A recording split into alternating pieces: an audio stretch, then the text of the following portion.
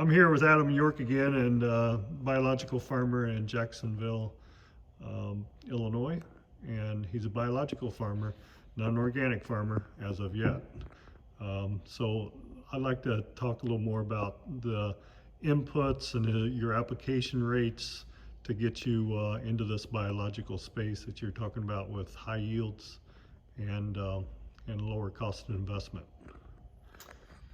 Yeah, so how we start is we have a compost extract or compost teas that we make.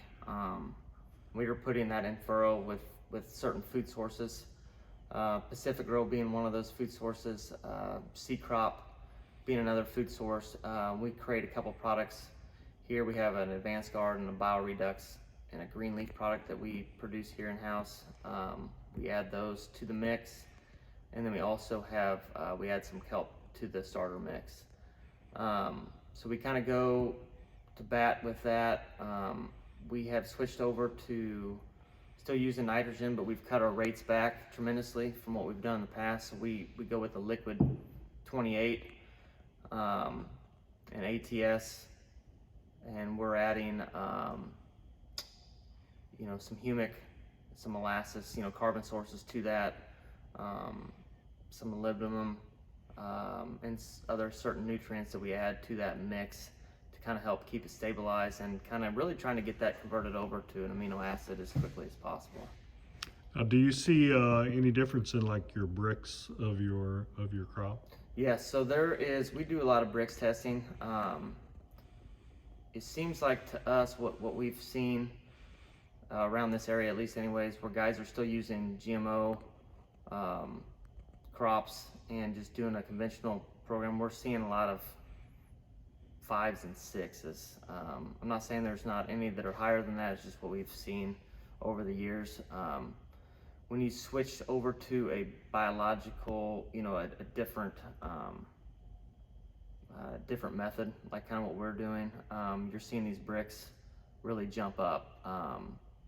Seeing a lot 12 and above, depending on how the growing season's going, obviously, but have definitely seen a tremendous increase in brix levels. And I keep hearing about this brix level number 12. Why is that number so important?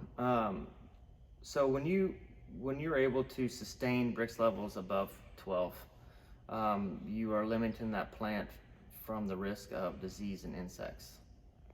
So when a guy puts a fungicide on, he could actually lower his brix? It's very possible.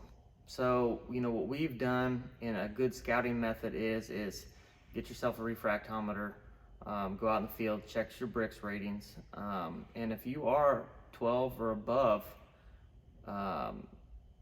you may not need a fungicide. Okay. When you start doing the biological farming, are we reducing stress? Are we adding stress? How's that performing in the proper observation? Yeah, so it's all about balance. Mineral balance, biological balance, getting just kind of getting that balance and creating an environment for the microbes to want to live, thrive, and survive in. We are creating a lot healthier environment, soil environment, plant environment, and that just it changes the game, when you have the health. And Pacific Gro with its seafood hydrolysate, what does that bring to the agronomy? Oh man, it brings an awful lot to the table. It brings certain enzymes and amino acids that we need. It's a great fungal food source. We rely very heavily on that product.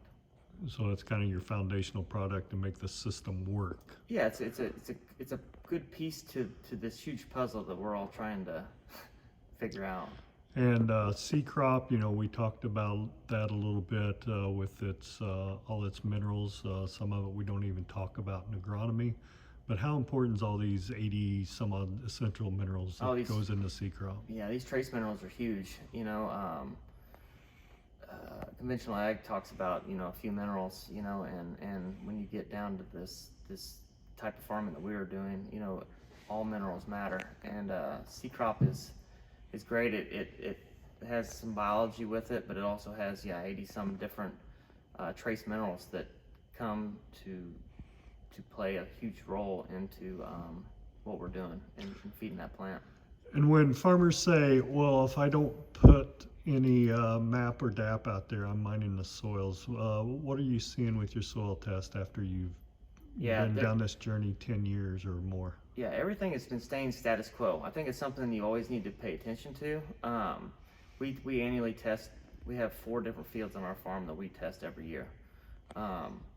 And if you're doing things right, you're not mining the soil. You know, you're mainly mining the atmosphere. You know, most of your minerals are coming from, you know, the sky. So that's kind of how we look at it, but we still do pay attention to it. And if you do need to add a certain phosphorus to the soil or a potassium, you know, a potassium sulfate and a soft rock phosphate is maybe a better option if a person has to add a certain type of fertilizer to the soil. But feeding that diverse, high population microbial community that's the trick. That's what needs to happen. Yes, that's the trick, and I think you know, building aggregate structure. You know, building more resilience in the soils that we are all farming today should be most farmers' goals, because then you become more resilient to what Mother Nature throws at you, because she's been throwing a lot of different curveballs at all of us here. Do you see a difference in your drainage over time? Yes. So we pay close attention to base saturations, just trying to balance the soil. You know, we use soil tests. You know, some soil tests, you know, you always have to remember that when that soil test was taken, it's one point in time. It tells you what is potentially available the day it was pulled. It changes all the time. But if you create the environment for the microbes to want to live, thrive, and survive in, and you're working on building aggregate structure, drainage becomes a lot better. You're able to accept the moisture, you know, instead of letting it run off like a lot of conventional soils. So this is improving our carbon and our oxygen and our hydrogen. Correct. You know, so we talk about the carbon story. Carbon is about photosynthesis and keeping that plant living and healthy, and exudating that sugar down through its roots to feed the microbes.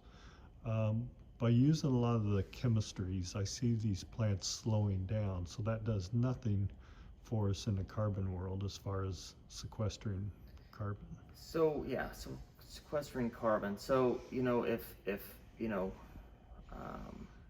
plant's biomass is, at the end of the day, is, you know, 45% carbon, 45% oxygen, and 5 to 6% hydrogen, and the rest, the other 4%, is a mix between nitrogen and all the other minerals. But having that, you know, taking care of that soil, getting that soil to be able to breathe, you know, and being able to get carbon dioxide, you know, release, and being able to bring up through the stomatas on the plants should be the main goal.